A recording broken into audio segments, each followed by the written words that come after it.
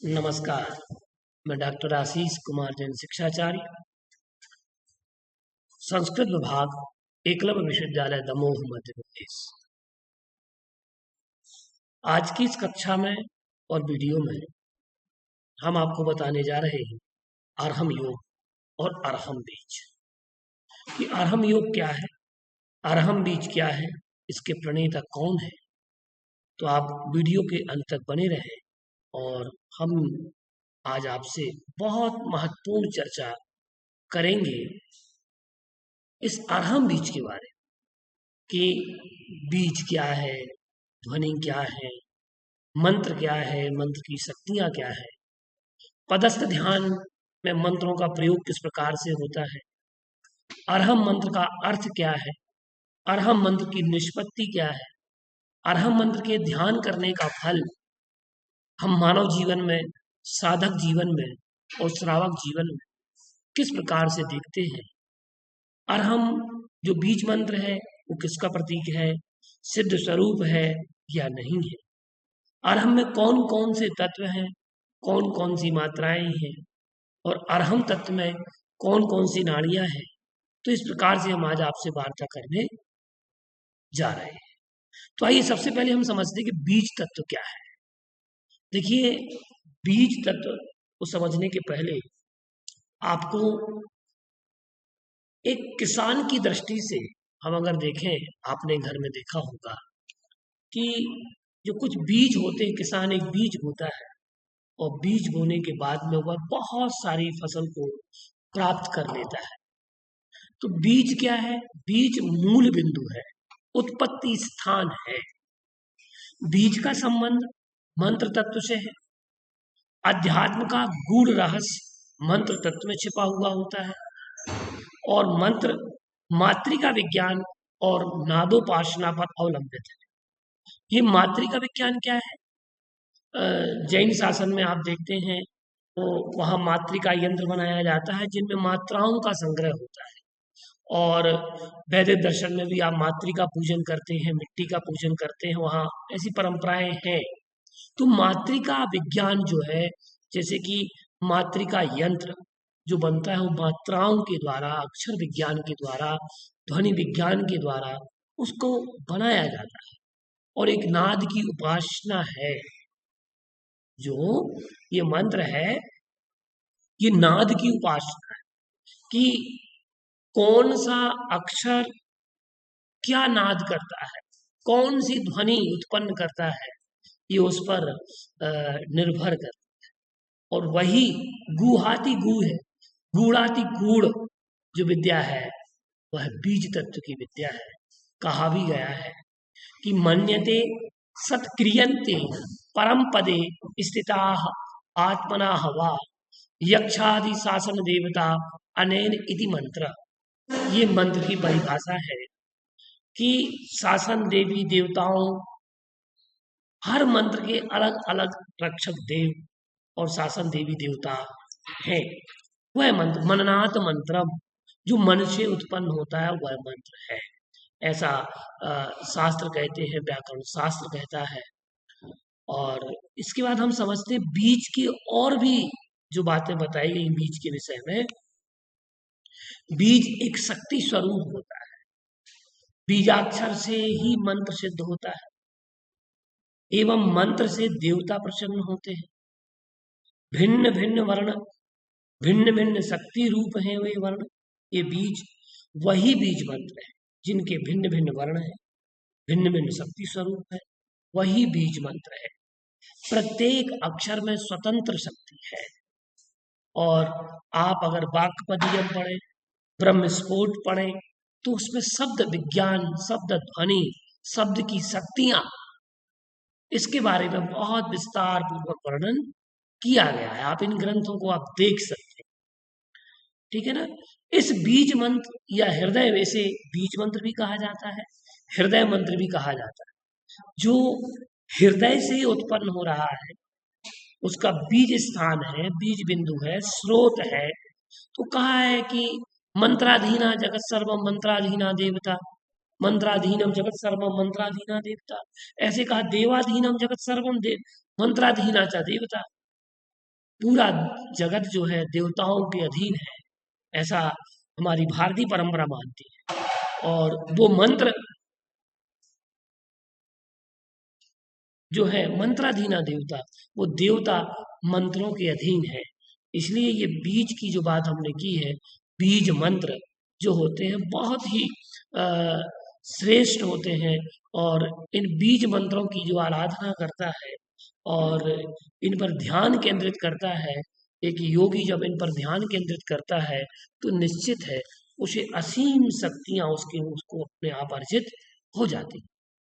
अब बीज तत्व और ध्वनि तत्व, इन दोनों का संबंध हम जानेंगे कि बीज तत्व का संबंध और ध्वनि तत्व का संबंध क्या है।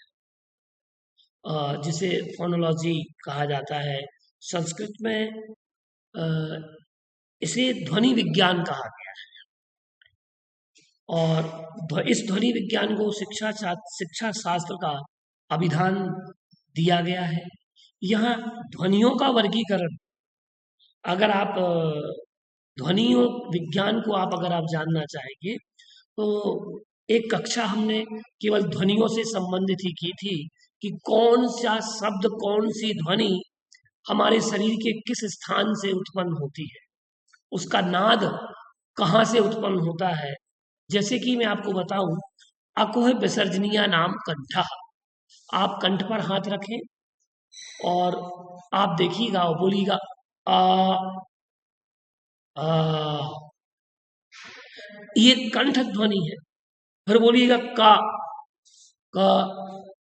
ख, ग, घ, ये कंठ ध्वनि है। अकोह विसर्जनीय नाम कंठा।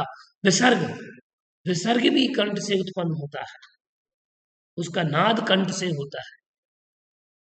अब इचु यसा नाम तालु, ई, ई तालब है। च, छ, ज, झ, ये चावर्ग जो है ये तालव्य है। इचु यसा नाम तालु और शा, ठीक है ना, तालव्य शा।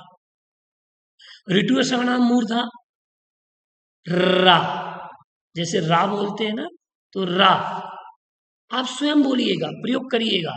इनका नाद हमारे शरीर में किस स्थान से उत्पन्न हो रही है ध्वनि, ये ध्वनि विज्ञान के बारे में हमने काफी बताया है पहले, और पहले की कक्षाओं में भी हमने काफी इसमें प्रकाश डाला है। तो आप वीडियो की लिंक पर जाकर के आप इनको सुन सकते हैं, जान सकते हैं और समझ सकते हैं। जैसे ऋतु रसायन मूर्धा, रा, टा, ठ, ड, ढ, ण, ये जो है ये सब ध्वनिया जो शब्द हैं, ये सारे के सारे शब्द और ध्वनिया कहाँ से उत्पन्न हो रहे हैं, मूर्धन्य है, मूर्धा।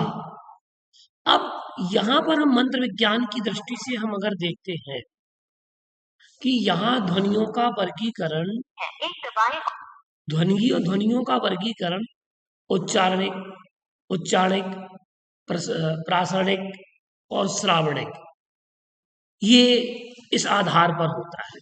ये जो यहाँ पर विशेष बात बताई गई है कि यहाँ जो ध्वनियाँ हैं ये उच्चारणिक है, ठीक है,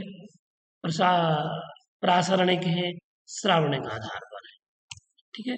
अब स्वर और व्यंजन ध्वनियों को मंत्र शास्त्र में मात्रिका कहा गया है। स्वर और व्यंजन ध्वनियों को मंत्र शास्त्र में मात्रिका कहा जाता है। तो मंत्र शास्त्र में मात्रा और संयुक्त स्वरों का उपयोग अधिक होता है। ह्रस्व और दीर्घ स्वरों के साथ, ह्रस्व और दीर्घ स्वरों के साथ प्लुत स्वरों का भी प्रयोग होता है। अब पश्यंती, मध्यमा और वैखरी की तीनों अवस्थाओं को प्रणव का आकार, उकार और मकार कहा जाता है। तो पश्यंती, मध्यमा, वैखरी अवस्थाओं को प्रणव का आकार दिया गया है, प्रणव का आकार दिया गया है। अब इसके बाद हम देखते हैं इसमें मुख्य रूप से कि जो पश्यंती है, मध्यमा है, वैखरी है, इन तीनों अवस्थाओं को आपको जानना। तब आप ध्वनि शास्त्र को अगर आप पढ़ेंगे, उच्चारण स्थानों को आप पढ़ेंगे, तो आप किस प्रकार से वो कार्य संपन्न कर पाएंगे। एक मैसेज कर दूं आप, ठीक है ना, 2 मिनट के लिए रुकिएगा।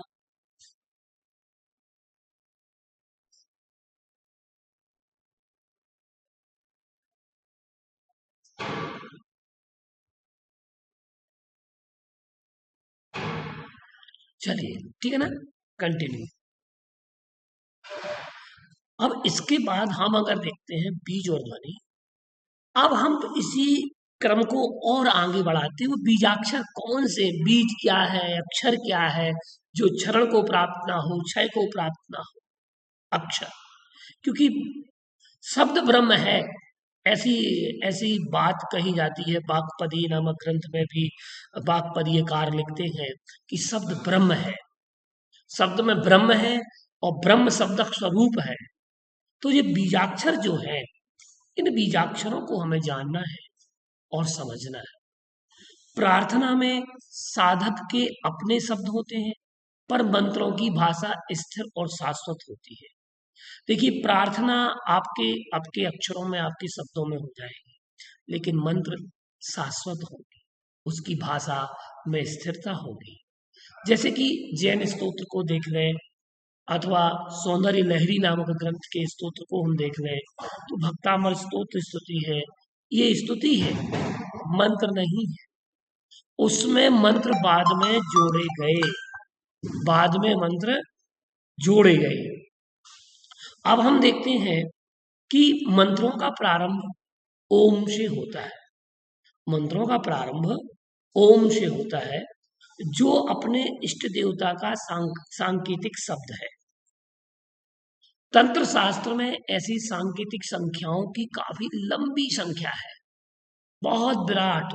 मंत्र महोदधि नामक ग्रंथ अगर आप देखेंगे, और आचार्य नेमचंद्र जी, डॉक्टर नेमीचंद जी का नमोकार मंत्र एक अनुचिंतन देखेंगे, विद्यानुवाद नामक अगर आप ग्रंथ देखेंगे, लघु विद्यानुवाद नामक ग्रंथ देखेंगे, तो उसमें बहुत सारे मंत्रों का, बीजों का, बीज मंत्रों का, बीजाक्षरों का बहुत अच्छा उल्लेख हमें विवरण प्राप्त होता है। मंत्र महोदधि भी अच्छा है।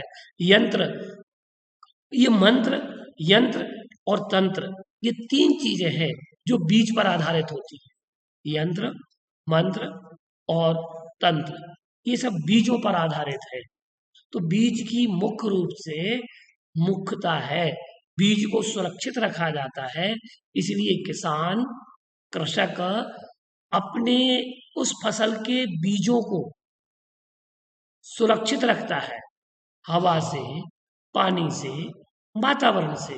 उसी प्रकार से मंत्रों के निर्माण करते समय हमें सकारात्मकता का ध्यान रखना होता है, नकारात्मकता का ध्यान रखना होता है कि सकारात्मक मंत्र कौन से हैं, नकारात्मक मंत्र कौन से हैं, इनके बीज मंत्र कौन कौन से हैं। देखिए, जैसे कि हम देखते हैं ह्रीम बीज, ये माया बीज। श्रीम आप हमेशा मंत्रों में देखते हैं, पढ़ते हैं, ओम, ह्रीम, श्रीम, क्लीम।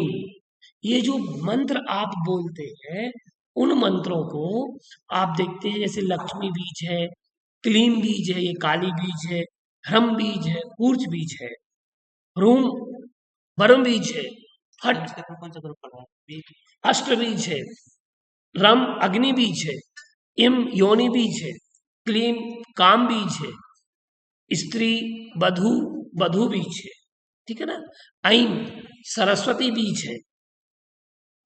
और बीज का अर्थ है संकेत। प्रत्येक देवता का एक संकेत होता है, जिसका प्रयोग उसकी पूजा में किया जाता है। समझ रहे हैं आप कि संकेत, प्रत्येक देवता का एक संकेत होता है, जिसका प्रयोग उसकी पूजा में किया जाता है। कुछ बीज देवता के प्रथम अक्षर द्वारा निर्मित किए गए हैं, जैसे प्रथमाक्षर से भी बीज निकाले गए। कैसे निकाले गए प्रथमाक्षर से बीज, देखिएगा। हम अगर देखें तो प्रथमाक्षर से जो बीज निकाले गए हैं उन बीज मंत्रों में अ, अ, सी, आ, ओ, सा, इसे नाद कहा जाता है। क्या कहा जाता है? नाद। अब आप देखेंगे कि देखिए, मैं आपको बताऊं, आपको अगर दिख रहा हो,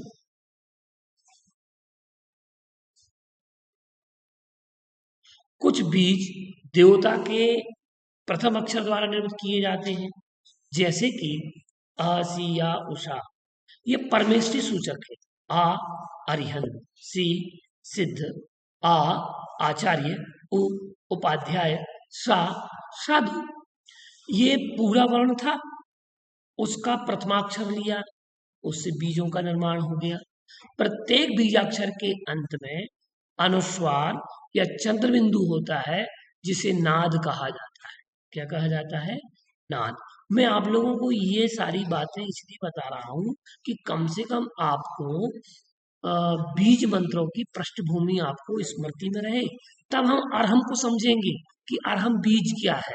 अब आप देखिए, मातृका एवं मंत्र, देवता के मुख्य मंत्र को मूल मंत्र कहा जाता है, इसलिए नमोकार मंत्र को मूल मंत्र माना जाता है।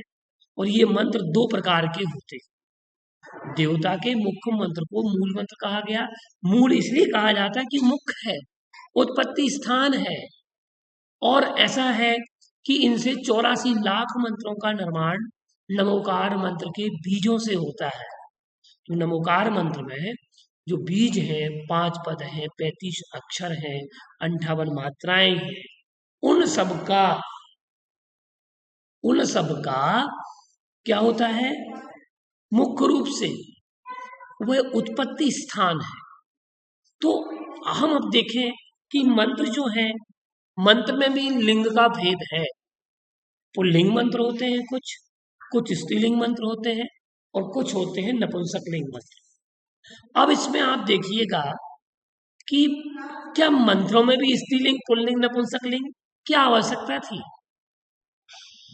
तो मंत्रों के प्रयोग करने में इस पद्धति का प्रयोग होता है कि मंत्र का जो प्रयोग होता है, तो मंत्र का प्रयोग करने में हमें इन लिंग का ध्यान रखना होता है। जैसे सौर मंत्र जो पुल्लिंग होते हैं, सौम्य मंत्र जो स्त्रीलिंग होते हैं, और कुछ मंत्रों को नपुंसक लिंग भी कहा जाता है। मंत्रों का यह लिंग विभाजन उनकी उग्रता तथा भावों की प्रकर्षता पर आधारित है। स्त्रीलिंग मंत्रों को विद्या कहा जाता है, और नपुंसक लिंग मंत्रों में नमः जुड़ा रहता है। हुरूम, फट पुल्लिंगी मंत्रों में, तथा स्वाहा स्त्रीलिंग मंत्रों में रहता है। मैं आपको ये प्रयोग इसलिए बता रहा हूं कि आप अरहम बीज का ध्यान करने के पहले इन सब बातों को आप जानें और समझें। ये मंत्र वर्णों से निर्मित होते हैं, जिन्हें मातृका कहा जाता है, जिनमें अक्षर, पद, मात्राएं होती हैं, इसलिए इन्हें मातृका कहा जाता है। और ये मातृकाएं ही शक्ति स्वरूप है, और शक्ति ही शिव स्वरूप है। तो यहाँ शिवत्व जो है वो ब्रह्मत्व है, शिवत्व जो है वो आत्म तत्व है, और आत्मा की शक्तियां, ये दोनों के स्वरूप हैं। और शिव को मोक्ष स्वरूप कहा गया है। तो यहाँ पर उनकी मोक्ष की प्राप्ति के लिए ये जो मातृकाएं शक्तियां हैं, इन शक्तियों के बल पर व्यक्ति मोक्ष की यात्रा भी करता है।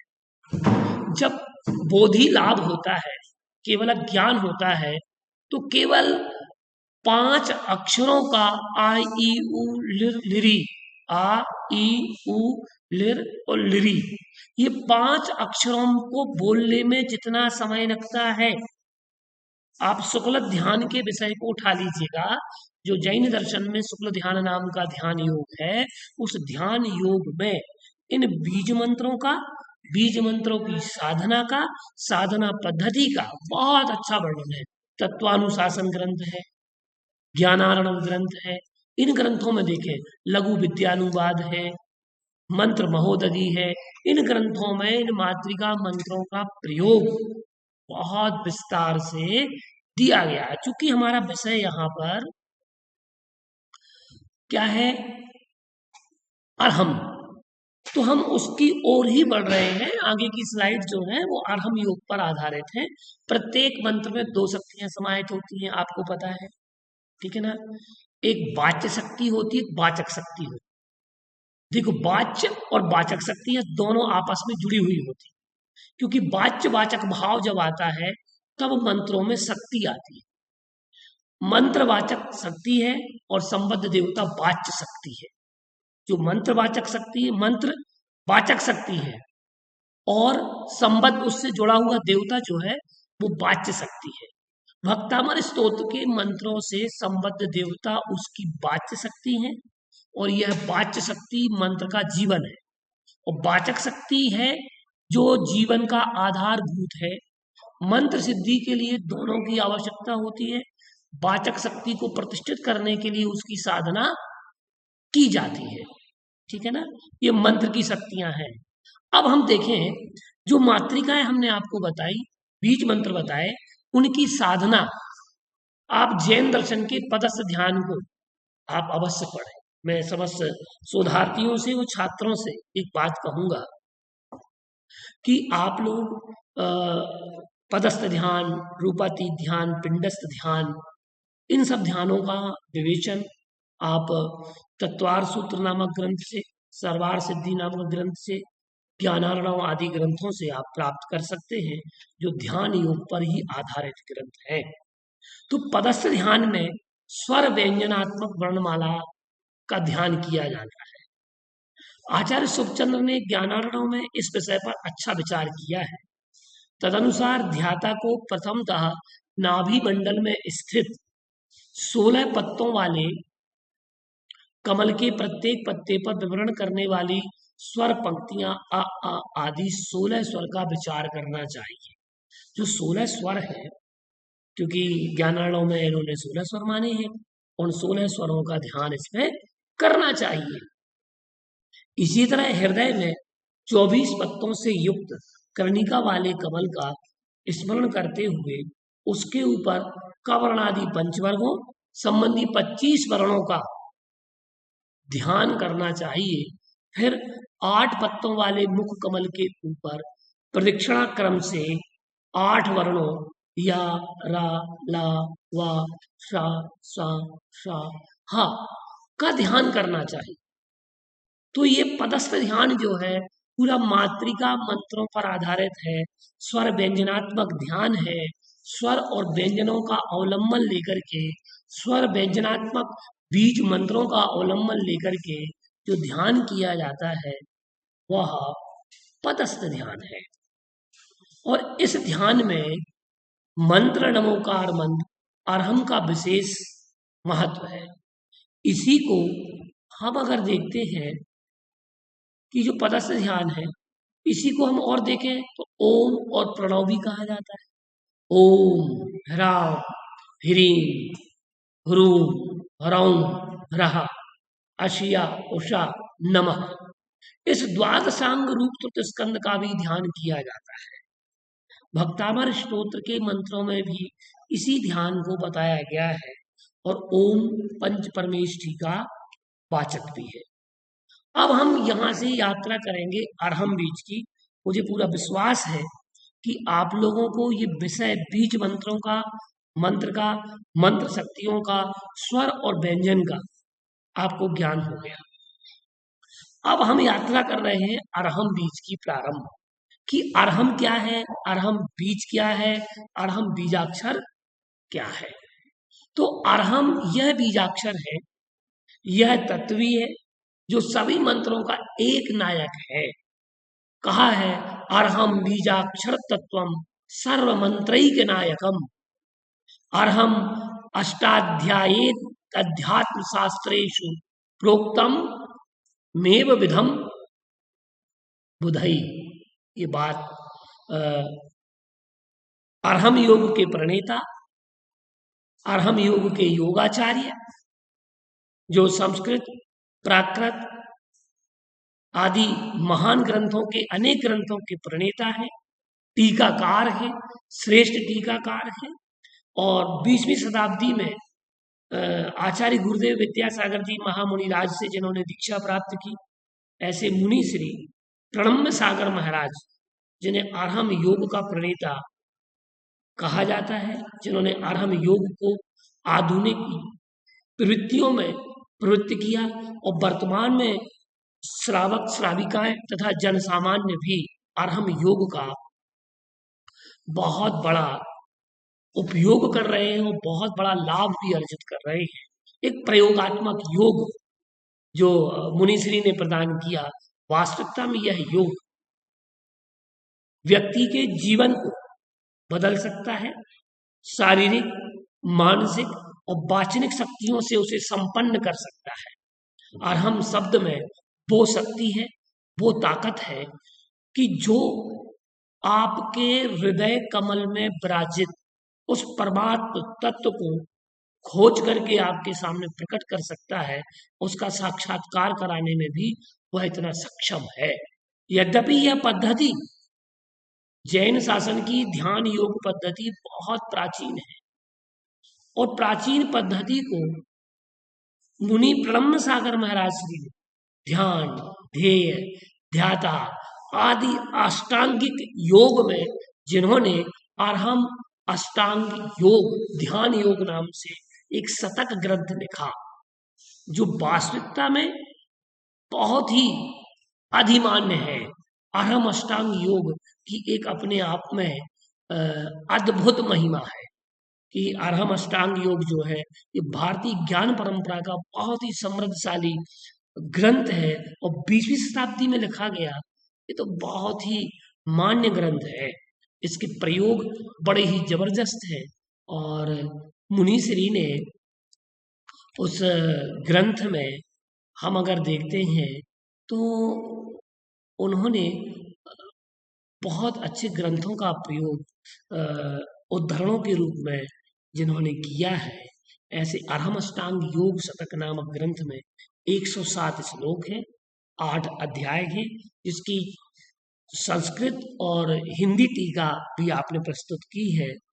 और उन्होंने योगांग के 4 अधिकार माने हैं, ध्याता, ध्येय, ध्यान और ध्यान का फल। इसमें इन्होंने ये मान के चलिएगा कम से कम 30 ग्रंथों का उपयोग, जो मैंने साक्षात अभी तक उसको मैंने रिसर्च करके ये पाया है कि मुनि श्री प्रणम्य सागर जी ने अपने टीका ग्रंथों में आदि पुराण, हट्यो प्रदीपिका, शस्तलक चंपू, महापुराण, उत्तर पुराण, नाममाला, वर्धमान स्तोत्र, तत्वानुशासन, तत्वार्थ सूत्र, सर्वार्थ सिद्धि, योग सूत्र, आरहत भाष्य, धवला पुस्तक 13, रत्नकंठ साहब का 4, पंच संग्रह, प्राकृत और राजवार्थिक, जैनेन्द्र सिद्धांत कोश, तत्वार्थ, राजवार्थिक, ज्ञानार्णव, द्रव्य संग्रह टीका, प्रतिष्ठा पाठ, आत्म प्रबोध, समाधि भक्ति, अष्टाध्यायी, अनगार, धर्मामृत, उपासकाध्ययन, चारित्र सार, वसुनंदी श्राप का 4, तुलोय प्रणति तथा साहित्य दर्पण, इष्टोपदेश, लघु सिद्धांत कौमुदी, ध्यान शतक आदि प्राकृत और संस्कृत के, वैदिक संस्कृति और श्रमण संस्कृति के ऐसे महान ग्रंथों से उद्धरण लेकर के जिन्होंने इस ग्रंथ का प्रणयन किया, और अरहम बीज की शक्ति को उन्होंने इस 20वीं शताब्दी, 21वीं शताब्दी में प्रतिष्ठापित किया, पुनर्जीवित किया। इसके पुनर्जीवित करने वाले अगर कोई मुनि है तो मुनि श्री प्रणम्य सागर है। आइए तो हम चलते हैं उन्होंने अरहम बीज को किस प्रकार से अभिव्यक्त किया है। अरहम जो है ये एक मंत्रों का नायक है, और प्रमुख रूप से अध्यात्म शास्त्रों में गणधर आदि बुद्धिमान पुरुषों ने इस अरहम की ध्यान करने के लिए उन्होंने बताया है कि अरहम यह मंत्र बीजाक्षर तत्व सार रूप है। बीजाक्षर के विषय में कहा गया है, हलो अर्थात व्यंजन बीज कहे गए, स्वर शक्ति माने गए हैं, अर्थात सभी व्यंजन बीज संज्ञक हैं और स्वर शक्ति स्वरूप है। यहाँ पर कितनी अच्छी बात कही, जितने भी व्यंजन हैं वो बीज रूप हैं और शक्ति रूप अगर कुछ है तो स्वर है, क्योंकि बिना स्वर के नहीं बोला जा सकता। मंत्र के बीजाक्षर बीज और शक्ति के संयोग से होते हैं। बीज और स्वरों के संयोग से आरंभ भी बीजाक्षर मंत्र है, और यही मंत्र सार रूप ज्ञातव्य है, और यह मंत्र सभी मंत्रों का एक नायक है, अर्थात सभी मंत्रों में प्रमुख है। इसका ध्यान हमें करना चाहिए। अब अरहम मंत्र का अर्थ अरहम अष्टांग योग शतक में क्या लिख रहे हैं मुनि प्रणम्य सागर जी? कह रहे हैं कि अकारादि हकारांतम रेव मध्यम सबिंदुकम तदेवम परमम तत्वम यो जानाति सा तत्वविद। अर्थात अकार से लेकर हकार पर्यंत जिसमें रेफ मध्य में लगा हुआ है और जो बिंदु से सहित है, वही अरहम परम तत्व है। इस परम तत्व को जानता है, जो इस परम तत्व को जानता है वही तत्ववेत्ता है। कितनी बड़ी बात कह दी, जो अरहम तत्व को जान रहा है मूल रूप से वह तत्ववेत्ता है। इसके आगे भी मुनि प्रणम सागर जी रुकते नहीं है, वो कहते हैं कि अरहम को परम तत्व कहा गया है।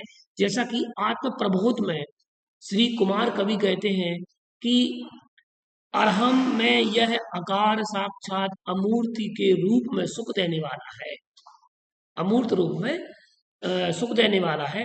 स्फुरायमान ऊपर स्थित वर्ण अकल अविकल रत्नत्रय रूप है।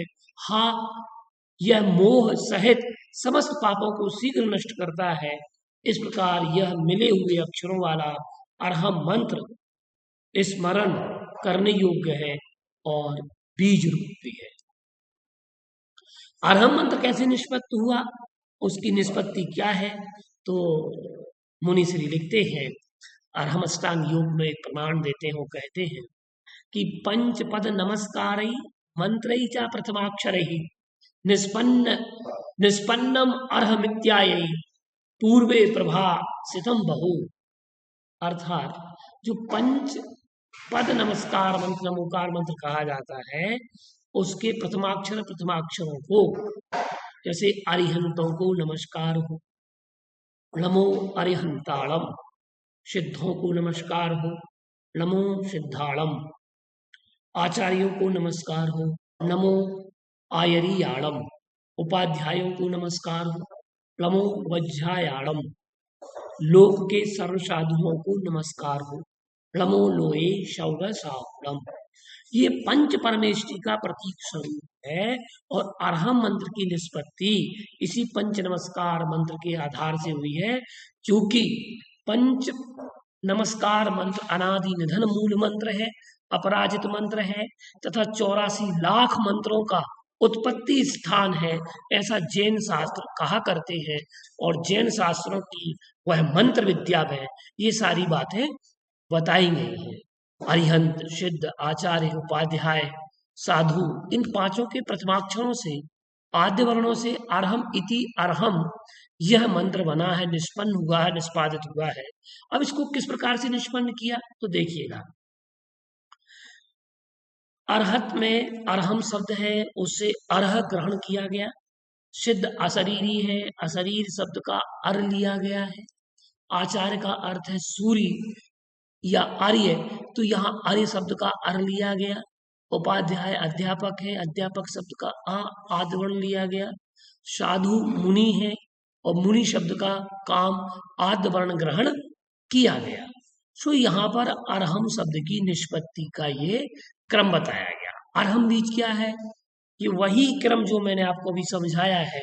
इसमें आप देख सकते हैं कि किस प्रकार से इसमें अरहम अर धन धनमा इस अवस्था में रूप प्रवेश हो गया। तो इस कथन से अकार और रकार लुप्त हो गए, अर्थात ये अरहम शब्द का यहाँ पर प्रयुक्ति बताई गई है। अब अरहम मंत्र के ध्यान का फल क्या है? तो यहाँ पर आचार्य लिखते हैं कि ओम अरहम इति सनमंत्रम ध्यायतो वर्धते रुचिः तत्वेन स्यत्य बुद्धिं च मंदिर मुद्रया मुद्रा। अर्थात प्रसन्नता पूर्वक मंदिर मुद्रा से जिस प्रकार से आपने जिनालय देखे, मंदिर देखे, तो उस मंदिर मुद्रा से ओम अरहम इस समीचीन मंत्र का ध्यान करने वाले के तत्व में रुचि बढ़ती है और उसके अज्ञान रूपी अंधकार का नाश होता है। तो ओम अरहम इति सन्मंत्रम ध्यायतो वर्धते रुचिः तत्वेन नश्यत्य बुद्धिम च मंदिर मुद्रया मुद्रा। ये बात यहाँ पर इन्होंने कही है। अब अरहम जो बीज है ये सिद्धात्मा का भी बीज मंत्र है। तो उन्होंने लिखा है और समाधि भक्ति में भी ये प्राप्त होता है कि अरहमित क्षरम ब्रह्म वाचकम परमेष्ठिना सिद्धात्म ध्यान सदबीजम ध्यात्वैतन मोक्ष संगता।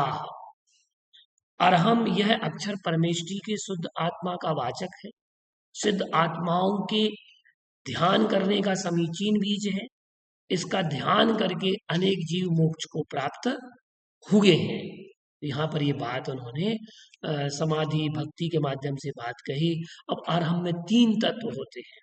अब इसको विशेष रूप से हम जाने कि अरहम की ताकत क्या है, अरहम की शक्ति क्या है, अरहम की क्षमता क्या है।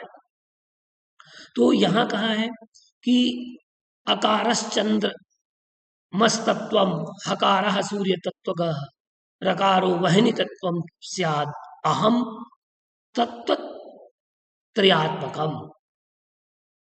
अरहम में जो आ लगा हुआ है, अकार लगा है, वह आकार चंद्र तत्व का प्रतिनिधि है।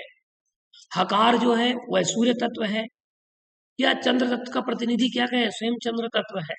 हकार सूर्य तत्व है तो रकार अग्नि तत्व है। अब आप देखिएगा जब अग्नि प्रज्वलित की जाती है प्रतिष्ठा ग्रंथों में या अग्नि प्रज्वलन करने का जो मंत्र आया है रम रम रम रम, इस बीज मंत्र का प्रयोग करते हैं तो वो रकार जो है वो अग्नि तत्व है। तो ये अरहम में जो रकार जुड़ा हुआ है ये अग्नि बीज है। कौन सा बीज है, कभी हम और इसके बारे में बताएंगे। केवल बीज मंत्रों पर ही हम आपसे कभी हम चर्चा करेंगे आगे की कक्षाओं में कि जो एक एक बीज मंत्र हैं वो कौन किसके प्रतीक हैं और इन बीज मंत्रों से के द्वारा हम कौन कौन से मंत्रों का प्रयोग कर सकते हैं, कौन कौन से मंत्रों का हम निर्माण कर सकते हैं। अब आप देखिएगा इनको तीनों को अलग अलग समझेंगे हम कि आकार क्यों है। तो यहाँ देखें कि यह अरहम मंत्र 3 अक्षरों वाला है, आ रा और हा। अरह मकार तो है ही उसमें, लेकिन यहाँ आवरण चंद्रमा रूप सार ज्ञात किया जाता है। जैसा कि श्री कुमार कवि ने आत्म प्रबोध में कहा है कि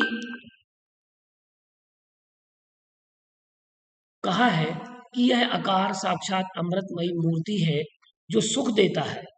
अर्थात अरहम मंत्र में आवरण प्रत्यक्ष रूप में अमृतमयी मूर्ति या चंद्रमा है। ठीक है ना। अब हम देखते हैं कि यहाँ आकार शब्द की जो बात यहाँ की गई है,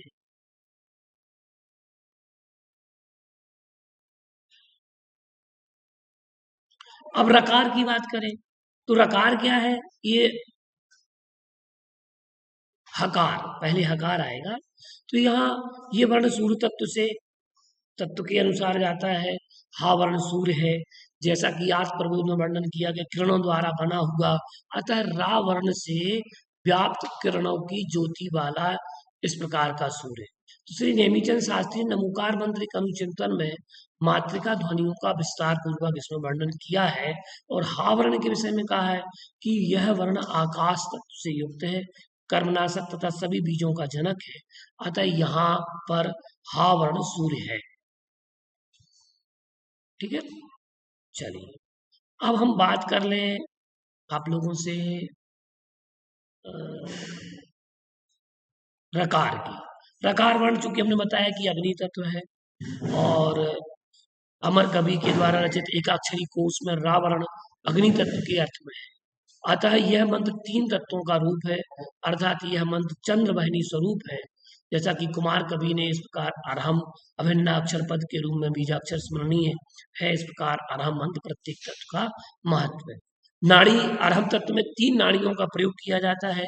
वामा च दक्षिणा नाड़ी सुषुम्ना त्रितयी महात्मता प्रत्येक मक्षरम ध्यायन प्रभावे याति देहिषु। बाई नाड़ी, दाई नाड़ी, सुषुम्ना नाड़ी, ये 3 नाड़ियां मानी गई हैं और अर्हम के प्रत्येक अक्षर का ध्यान करते हुए नाड़ियां सभी जीवों के प्रभाव को प्राप्त होती।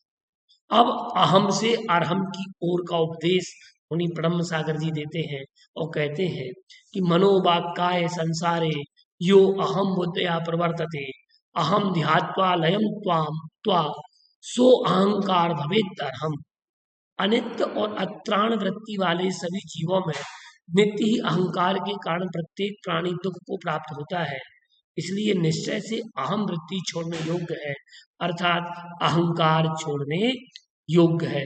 तो इस प्रकार से हमने आज जाना कि बीज ध्वनि क्या है, मंत्र की शक्तियां क्या है, पदस्थ ध्यान क्या है, अर्हम मंत्र का अर्थ क्या है, अर्हम मंत्र की निष्पत्ति क्या है और अर्हम मंत्र का ध्यान का फल क्या है, साथ ही अर्हम सिद्धात्मा का बीज मंत्र क्या है, अर्हम में 3 तत्व कौन कौन से हैं, 3 नाड़ियां कौन कौन सी हैं, नाड़ियों का प्रयोग क्या है और अहम से अर्हम तक की यात्रा हमने आज पूरी की। आगे की कक्षा में और वीडियो में हम आपको बीजाक्षरों की के बारे में बताएंगे कि कौन सा बीज मंत्र, कौन से बीज से कौन सा मंत्र बनता है और मंत्रों का प्रयोग ध्यान योग में किस प्रकार से होता है। नमस्कार, मैं डॉक्टर आशीष कुमार जैन, शिक्षाचार्य, एकलव्य विश्वविद्यालय दमोह, मध्य प्रदेश।